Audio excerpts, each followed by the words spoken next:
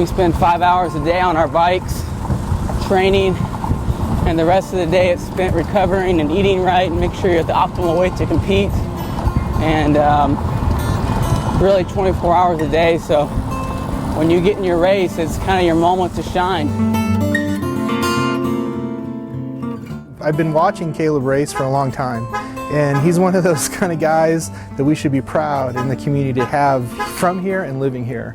It's just a great story. It's nice to see just the high character of an individual and athlete these days perform at such a high level, and then also he represents not only Amarillo, but he represents Texas. When he was in elementary school, he wrote a little paper about when he grew up he wanted to be a bike rider like Greg Lemmons. He was a really up-and-coming young rider, rode in professional tournaments and races in California, Utah, all over America. He was always in great shape when he was riding around Amarillo. I'd even see him on his two wheels, and man, he could really burn it on the highway.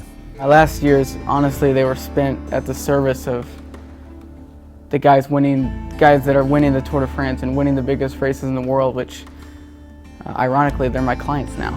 So I'm still working for them in that sense. Caleb Fairley has spent more than a decade competing in Europe, but now he's returned to Amarillo to the Fairley Group, where he manages many of his fellow cyclists. We do a lot of things for the athletes. I mean, of course, we negotiate their contracts with the teams. For a lot of our guys in Europe, these guys have big names, and we do endorsement deals for them overseas.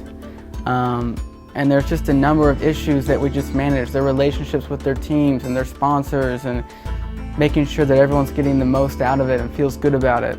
He's not retired from professional cycling, he's retired from competitive racing. And so he's come into the company. We are starting a separate entity called FG Sports Consulting. And it's off and running. Off and running describes Fairley's life well, especially in those moments of intense competition. On the TV, like, we're just riding along, but if you could have a camera, which they're starting to in the middle of Peloton, you would see that it's absolute war. There's guys fighting, screaming, yelling, cursing, pushing elbows. It actually is can get quite aggressive, especially the closer you get to the finish line. I hope kind of being back and being on my bike, maybe we can raise a bit of awareness for cycling and maybe get Amarillo a bit more biker friendly.